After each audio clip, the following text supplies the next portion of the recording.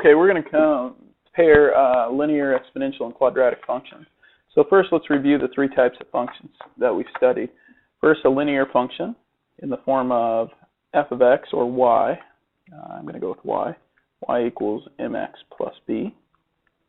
And remember, m stands for your slope. Right? And b is your y-intercept, where it crosses the y-axis there. Just a quick reminder about slope. Slope could be rise over run. All right. May also be written as change in y over change in x, and y2 minus y1 over x2 minus x1. I realize I went over into the graph piece there, but actually, while we're doing this, let's go ahead and make an xy axis for each of these, and we will identify the graph. So a graph of a linear just is a straight line. Okay. Exponential functions, the equation is y equals a times b to the x. We studied each of these, but just a reminder, a is your y-intercept, your initial value, where it crosses the y-axis. B is your rate of growth if b is greater than 1, or decay if b is between 0 and 1. The graph, an exponential growth graph, would look something like that. Dealing with decay, exponential decay graph would look like that, or similar to that. Let's make that a little better. All right. It's falling from left to right. The last one you got there is we have an equation of quadratic function. We have y equals ax squared plus bx plus c. We call that standard form.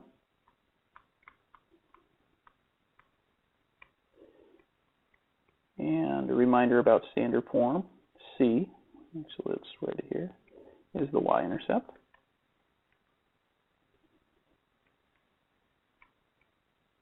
Okay. When we switch up forms, if we go to, say, y equals a times x minus h squared plus k,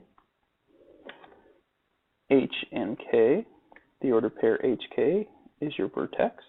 That's called vertex form.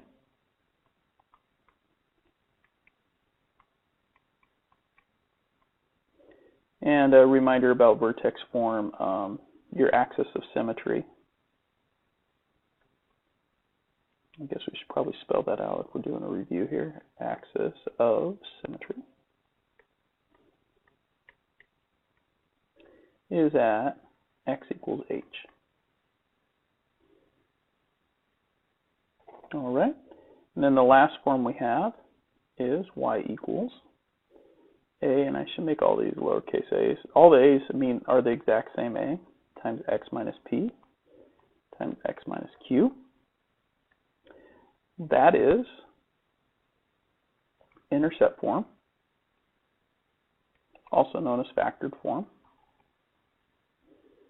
And in intercept form, p and q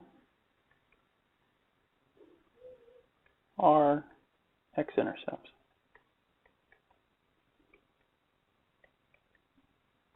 So really the two forms you use the most when writing an equation, unless you know Algebra 2 and how to deal with systems of three variable equations, are vertex and intercept form. And your parabola does something like that. Actually, let's make that a little cleaner there. Okay, that would be when a is positive, it opens up. Okay, and you switched it up here. Whoops, didn't mean to actually switch the slide up. When a is negative, it opens downward.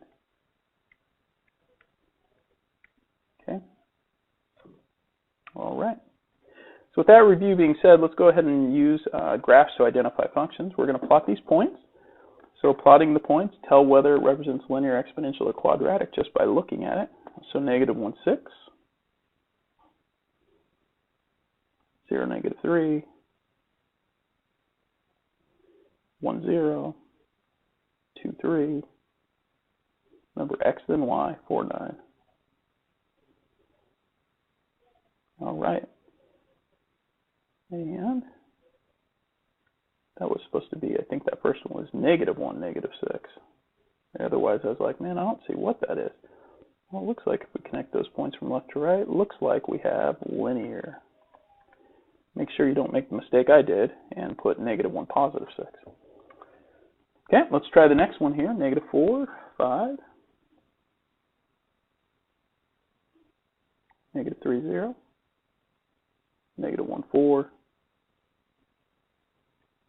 Oops. 0, -3. And 1, 0. Wow, that one looks ugly. So let's see if I made a mistake again here. I did, man. -1, -4. Unbelievable. Okay. And that one looks, well, if we go from left to right, looks quadratic.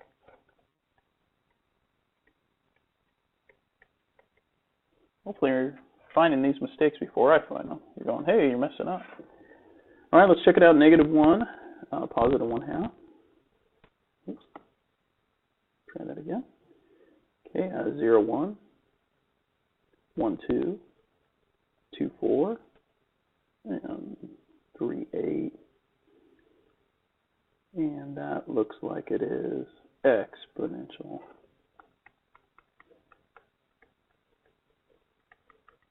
All right. Hopefully graphing the points and seeing them isn't too bad. Let's look at tables. Tell whether each table represents linear, exponential, or quadratic. Well, the first thing you need to do is look at your x values and see if they're increasing by a constant amount. And so looking at this, notice x here increases by 1 all the way down. Notice x here increases by 1 all the way down. And x on this table also increases by 1 all the way down. So again, if you pause this and try it on your own, it may make it a little easier for you. See if you're knowing what's going on. I always look to see if I can multiply as well first, because if it can multiply by a common amount, then that tells me it's exponential. Okay. So here, notice I'm multiplying by 3 every time. If you're not sure what you're multiplying by, you could also take 81 and divide it by 27. So take the latter and divide it by the previous. So 81 divided by 27 is 3. You could do 27 divided by 9. It's also 3. And 9 divided by 3 is 3. And then 3 divided by 1 is 3. Now, I realize we know it's multiplying by 3, but if the numbers aren't as easy, the pattern's not that easy, then try that. Okay, this is exponential because we're multiplying every time. We're multiplying. In fact, we are multiplying by a growth factor of 3. Well, if you can't multiply, notice 9 divided by 7, and 11 divided by 9, 13 divided by 11, 15. Those are not the same. You could try them out. They are not the same values. So now I'll try to add. Well, looks like I add 2, add 2, add 2, add 2. Okay, well, that is linear.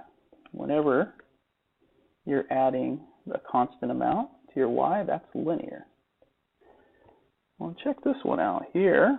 I can't multiply, like 1 divided by 4 is a quarter, and 0 divided by 1 is 0, so exponential's out of the question. Looks like I'm adding -3, or subtracting 3, and then I'm subtracting 1, and then all of a sudden I'm adding 1, and I'm adding 3. Well, linear is out of the question. This is called a first difference right here. Okay? First difference is constant.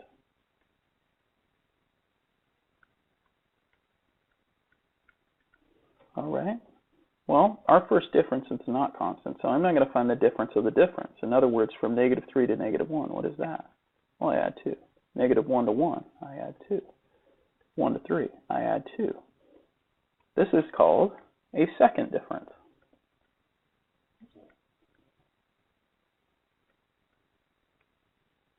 So our second difference is constant. When your second difference is constant, rather than having a linear, which is, by the way, x to the first difference, second difference is x to the second. It's x squared, which is quadratic. If your third difference was constant, it would be x to the third, which is cubic. Okay, so if you kind of work your way down, you might be able to find a pattern that way. Second difference is quadratic. First difference is linear. All right, multiplying is exponential. All right, so let's go ahead and take a look at this one. Tell whether the table represents linear, exponential, or quadratic, and then write a function. All right, well, let's try to multiply first. See if we can multiply. 0 divided by 16, well, that's 0. We're not multiplying here, so we'll try some differences. So it looks like, well, we should actually make sure we're going up by a constant up above here. And we are. We're increasing by 2 every time. That's important. If you're not increasing by a constant on x, then we have a problem. Okay. Notice all these were increasing by 1. It's okay to go up by more than 1, but it has to be a constant value on x. All right. And here it looks like we're subtracting 16. And then subtracting 8. And then subtracting nothing. And then adding 8. First difference is not good, so let's try second difference. So it's definitely not linear or exponential. Second difference, looks like we're adding 8, adding 8, adding 8. All right, second difference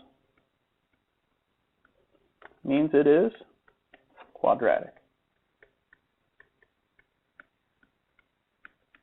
Okay, it's y equals x squared in that pattern. All right, what you need to do, if we look back to our here, which one do we want to use? Well, either vertex or intercept. Really, it's not going to be standard with what we know. So do we have x-intercepts or do we have the vertex? Do they give us any of those? Well, looking at this, they don't actually tell you the vertex. They don't say this is the vertex. Anytime you're looking at a table, what you really want to look at and highlight, if you can, are wherever you see zeros. So notice that's a 0. Zeros tell you of intercepts. Now, they might be x-intercepts, they might be y-intercepts. Okay, if y is 0, then this is an x-intercept. And that's what we have here, x-intercepts. Which means when you're writing in y equals a times x minus p, intercept form, x minus q, you want the x-intercepts. You need to know P, Q, and A. So what I want to know is what P is, what Q is, and what A is. Well, if this is an x-intercept, P is -1, Q is 5. I need to find A. So let's go ahead and plug in what we know. We know y equals a times x minus -1 and x minus 5. Now, I realize put minus -1, yes, that is a positive, that's a plus. Okay, so you could rewrite that as y equals a times x plus 1 times x minus 5. And now I need to know A. Well, to find A, what I could do is I could pick any of these other points. Like if I wanted to take this one, I said, okay, well, this is x and this is y. I'm just going to pick a x, y value and substitute it in. So if y is when y is -8, x is 1, and so I substitute 1 in for x and -8 in for y. If I would have picked -316, I would have substituted that -3 in for x and 16 in for y. And we do the math. You get -8 equals a times 2 times -4, which means, let's go ahead and write up over here now, -8 equals -8a, right? -4 times 2 is -8. And so a equals, well, it equals 1. It's kind of boring and lame, because now when we write the equation, we take our intercept form,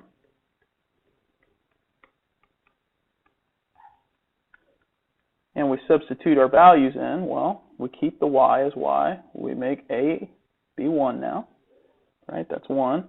We know that p is -1, so that's going to give us +1. And we know that q is 5, so it's x minus 5.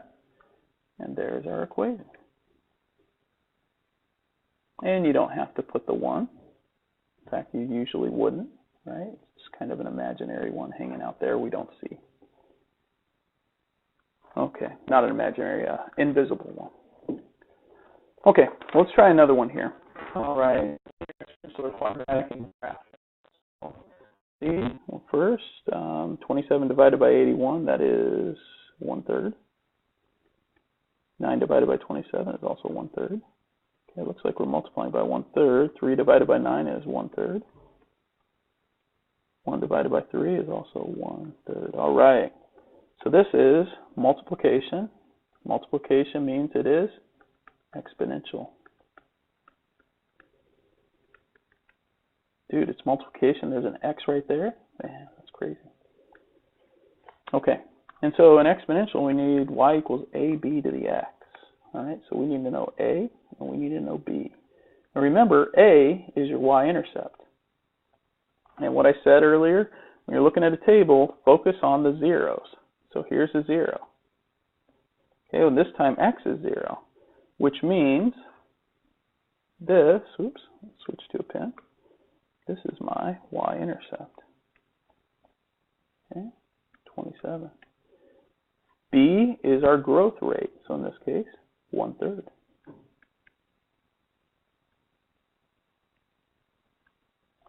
So we get y equals 27 times 1/3 to the power of x. That was a lot easier, pretty straightforward there. Okay, let's move on to a different concept here. Trying to compare the three functions.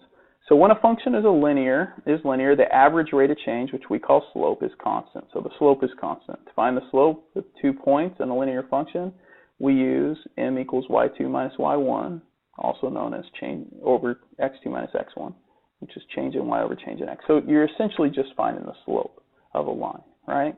Rise over run. We should be very familiar with that. Well, when a function is not linear, the average rate of change is not constant. So it's continually changing. The rate of change is continually changing, so we find an average rate of change.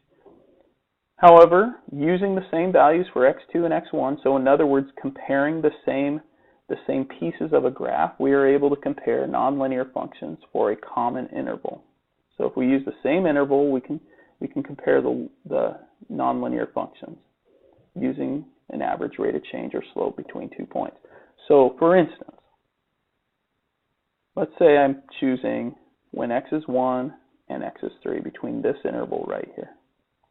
Well, this interval right here, if I follow this up, we get the ordered pair 1, 1, and we get the ordered pair 3, 5. Well, I know the slope here. I mean, I could actually count up if I wanted and do rise over run, but I'm going to show it using the formula. So y2 minus y1 over x2 minus x1. Okay? So my change in x, so 1 minus 3. And then my change in y, 1 minus 5. Well, I end up with -5, or excuse me, -4 over -2, which is 2. So I get a slope of 2, and you would notice if I go up 2 and over 1, there was another point. Well, let's compare the same interval over here. So we have from here to here, when x is 1 and x is 3. So here we'd have the ordered pair 1, 0, and here we'd have the ordered pair 3, 5. And if we use our equation, right, y2 minus y1 over x2 minus x1, we end up with 1 minus 3, and then 0 minus 5. Or -5 over -2, which is 2.5. So the average rate of change of 2.5. Now between the two, which one's growing faster between those points? Well, this graph is. And no, really what I'm looking at is I'm looking at the line that goes through those 2 points. Right? I'm looking at this line. See if I can do my best drawing here. This line that goes through those 2 points. I'm looking at the slope of that line and comparing it to the slope of this line. Okay? The average rate of change here is 2.5. The line's a little steeper. Okay, well let's compare here from 1 to 3. All right, so we'd be at the ordered pair 1, 1, and the ordered pair 3, 7. Okay, and so doing the math again, I'd have y2 minus y1 over x2 minus x1, which would end up being 1 minus 3 on the denominator. And notice they're all 1 minus 3 because we're comparing that interval in x, and then 1 minus 7. We'll get negative 6 over negative 2, which is 3. So this slope is even steeper. Okay, so if I go through those, all right, notice that line has a steepness. It's a little steeper. Its rise and run is a little higher than the 2.5. Okay, so if I was making predictions, I would say, hey, the graph that's growing the most or at a quicker rate is exponential. So if I wanted to know which y value is going to be greater when x is 10, I would assume that exponential is. Okay, now that assumption is not always accurate, but in general it is, and that's how you're comparing your average rate of change, or average rate of change, which is the slope for a certain interval. We're comparing the same interval 1 to 3 on each of those. Okay, so let's see how we can use this if we're dealing with some tables and graphs. Using and intercepting and interpreting the average rates of change. Calculate the average rate of change using points whose x-coordinates are 5 and 10. Predict which model will have a higher y value when x is 50. Okay, let's compare between 5 and 10 first. So 5 and 10 is right here in my table. 5 and 10 on my graph, well, here's 5, right? And here's 10, so we'd have to go way up here. Okay, so we have coordinates easy in the table. If we're doing y2 minus y1 over x2 minus x1, okay, we end up with 5 minus 10 and 110 minus 185, right? So we get negative 75 over negative 5, which is 15. So average rate of change for model A, the table is 15.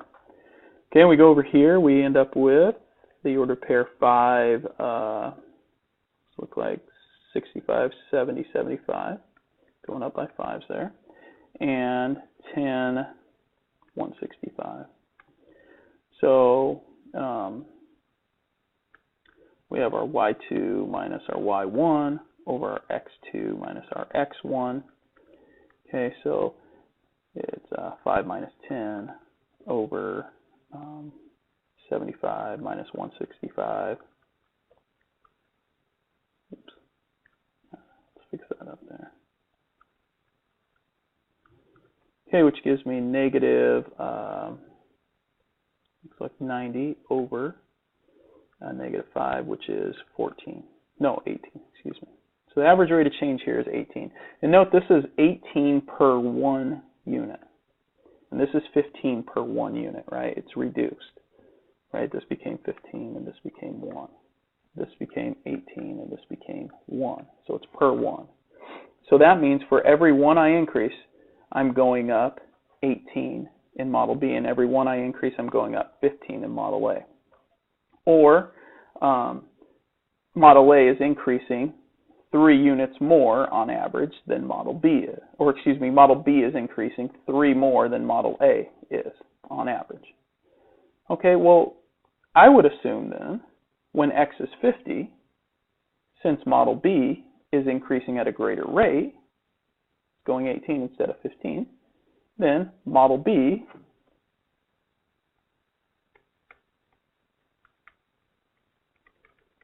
will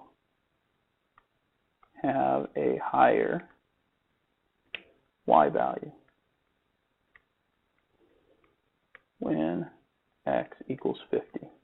Now we got to be careful with those types of predictions, because notice here, I start at 185. I'm at 185 when x is 10, and over here on model B, I'm only at 165.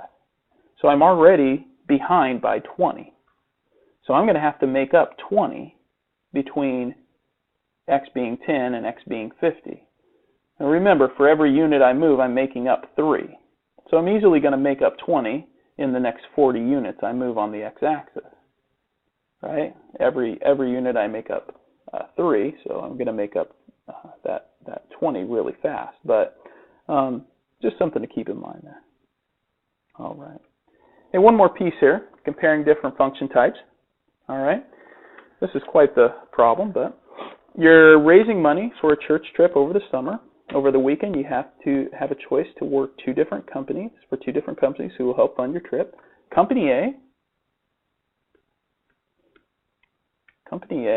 will donate $50 towards your trip and then pay you $15 for each additional hour worked. All right, well, that sounds like a rate there. So 50 plus 15 times the number of hours worked, H. What is that? That's going to be how much total I get from them. So H is going to be equal number of hours worked.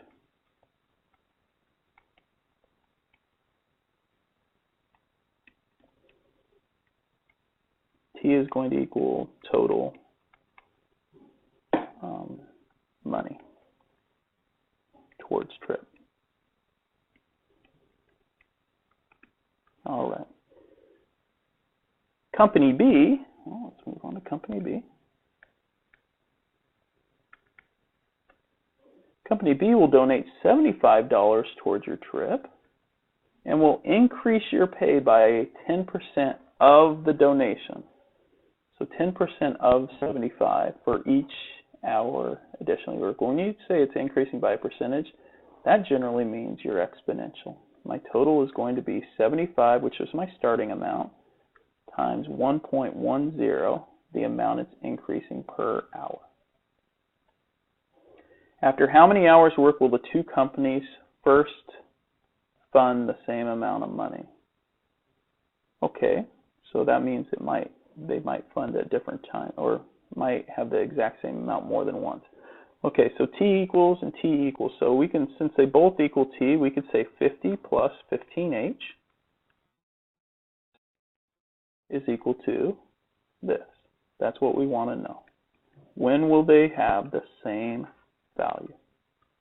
Now the problem for you right now, unless you've learned how to work with logs, you have no idea how to get that H out of the exponent spot. And you could do guessing and checking. You say 1 hour, 2 hour, 3 hour, so on. However, it's probably not going to help us right here. So what we're going to do is we're going to use a graphing calculator. Okay. Now, if you have a Texas Instrument, you can use that. I'm going to show you how to do it on Desmos. So I'm going to go ahead and switch over to Desmos here. All right, so we have Desmos, www.desmos.com. Start graphing. And what I'm going to do is T is going to be my Y value, that's my independent, and H is going to be my X value. I'm going to write Y equals, I'm going to put both of those in. So Y equals 50 plus 15H, or 15X. Okay, and then Y equals 75 times 1.1 to the power of X. Okay, now let's see what we've got here. I'm going to zoom out so I can start seeing both my graphs. Good, I have my linear, I have my exponential. When are they going to be the same? Well, it looks like they intersect, they are the same. Right in here, there we go, right there, 3.95. At 3.958 hours, they both have given us $109.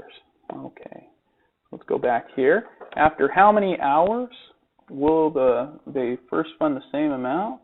Well, about 3.95 hours. Or if you wanted to, probably could say 4 hours.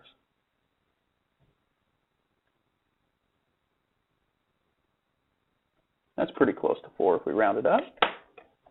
Go back to that picture for a minute because it says first fund. So notice if we zoom out here, oops, zoom in a bit.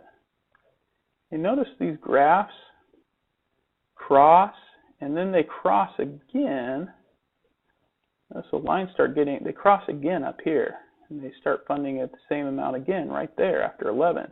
That's why it says when do they first fund the same amount. Okay.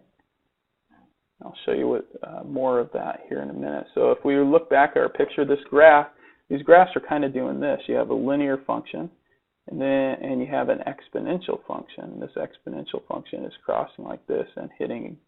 So it gets hit in 2 spots. This is very much of an exaggeration on it, but it gets hit in 2 spots. All right. Well, it says which company will be able to fund the more money after 8 hours. Well, that you could actually calculate by plugging in 8 to each of these. But you could also use your graph and notice at 8 hours, so I'm at 5 hours, 6 hours, 7 hours, 8 hours. At 8 hours, it looks like the one that's contributing more, this graph right here, our exponential function is $160, or 161 if we round up. And then if we cruise up here at 8 hours, we're at $170 for our linear. So 161 versus 170, okay? So when 161 after 8 hours, and here we have t equaling 170 after 8 hours. Oh, you hear my dogs there. All right. So which one will get more? That would be that guy right there. Let me erase this graph here. All right. Company A. Sorry, I'm not writing on a flat screen, or my tablet is not folded out right now. Okay, how much will they fund? This company will fund $170. All right. Very good. Now remember this, if you could work more than 8 hours, this graph does something like this. So now, after 8 hours, I'm making more with my linear. However, eventually the exponential is going to increase more. Okay, so it hits in 2 spots, and we're kind of in between those 2 spots, right? Probably right here for 8 hours. Okay, whereas this is the exponential for 8 hours. So once you get past that other point of intersection, the exponential is going to provide more. But it's okay. Just know how the models work. All right, that's all I got for you, I think. Yep, good lucky.